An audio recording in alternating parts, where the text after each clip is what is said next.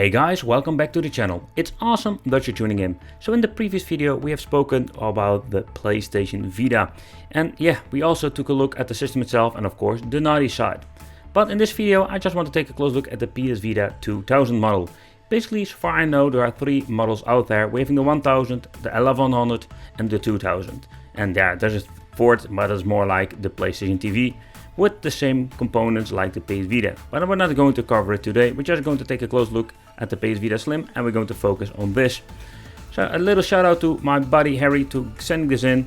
I know people, I just bought it myself, but he sent me a very nice used PS Vita for my personal collection and also to show you here on the channel.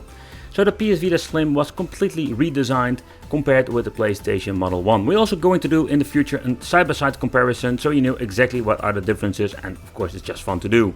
So what I think is pretty cool, he also had the PS Vita Adventure Mega Pack. It's more like an extra box on the original one.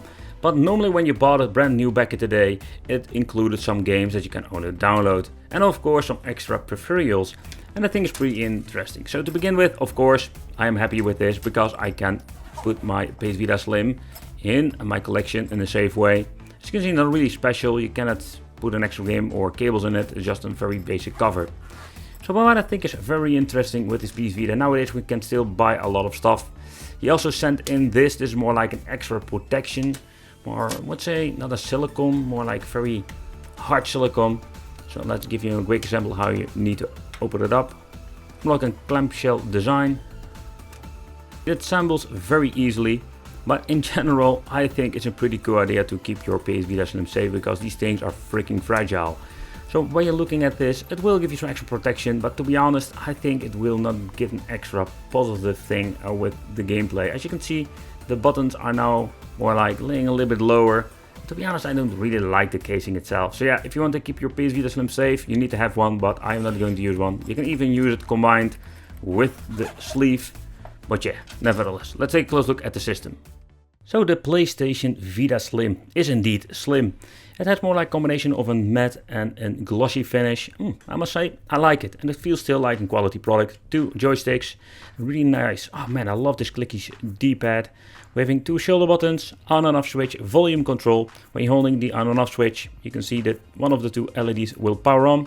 And at the last part, we're having here a hatch that we can open up for entering the game. So that's it. At the back, we're going to get a combination again with the glossy and the matte finish. I do like it. Got a back camera. Here at the bottom, we're having the connection for charging, headphone, and of course the compartment for the memory card. And in this case, it's 8 GB. These things were freaking expensive, and oh crap, I just realized I already turned it on. My memory card is not going to like that. So with the Slim, they did made a big downgrade, and it was the display itself. Because with the previous model we had this very nice looking OLED display, and with the Slim we didn't have it anymore. In the future we'll do a side-by-side comparison so we can see what are the differences. But for now we're just going to play some games with it, and we're just going to enjoy and see how good it is. I think the PS Vita Slim was just more an ingenious marketing move to keep the cost low and try to sell much as possible of these devices. The PS Vitas were running on an ARM Cortex A9 core that are 4 cores, or better said than quad core. In total 500 MB RAM, 128 MB VRAM. But the PS Vita Slim had only 1 GB of flash memory. If it's the Fat or the Slim, in the end I think the PlayStation Vita is just a really amazing piece of hardware.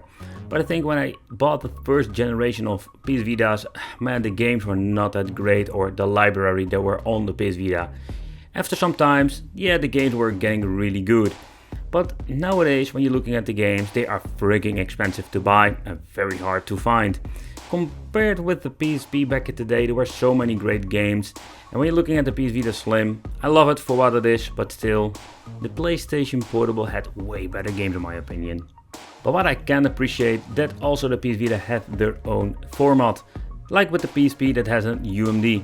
So in general, if you just want to collect these things, you still have a physical game to collect. What I really loved about the PS Vita was the graphical part. So let's start some games and let's see how they are looking. Okay, so the first game, let's try Need for Speed Most Wanted. And man oh man, when I'm playing this game, even now in 2020, it still amazes me to see how good this thing looks. Yeah, the LCD display is not as crisp and clear like the OLED, but nevertheless, it's still looking very good. So this thing, man, the PlayStation Vita, the Slim, it looks amazing.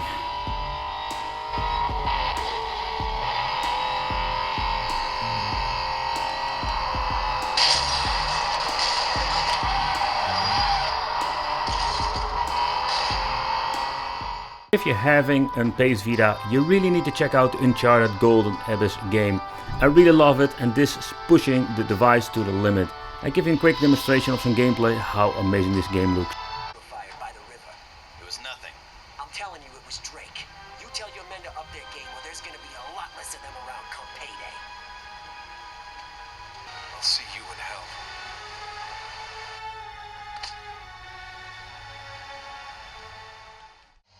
So Uncharted is a game, but by the way, that it looks amazing on this device. What I really like about it was more like all the extra features, like the touch was used a lot. We can also use the gyroscope by tilting the handheld, so that is pretty cool. And that was just bringing the gaming experience to a new level. And Uncharted is just, I think, one of the awesome games that you can buy for the PS Vita.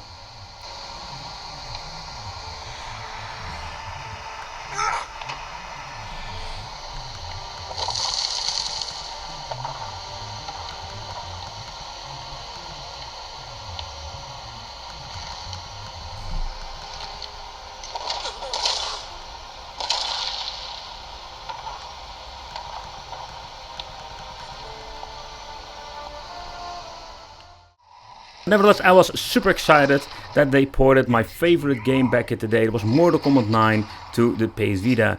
And yeah, it will not exactly look the same when you're looking at the PlayStation 3, but it still looks amazing. And it plays fantastic with the D-pad. Oh man, I love it. All my moves, they come out instantly.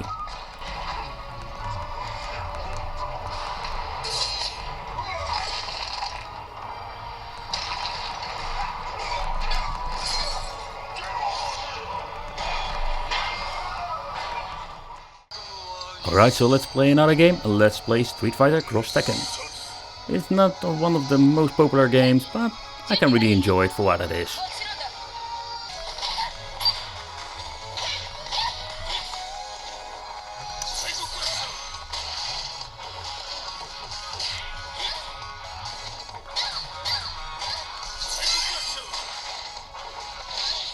So the PS Vita Slim is a thing worth picking up. Hey guys, that is something you need to decide for yourself.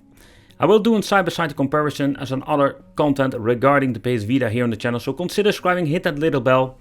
But the PS Vita Slim, it's just an amazing piece of hardware. So when I'm looking at the prices that you're paying now for it and also for the games, I'm guessing this is going to be a very expensive handheld in the future. So yeah, let me know in the comments, what do you think of the PS Vita? What version did you own or do you have?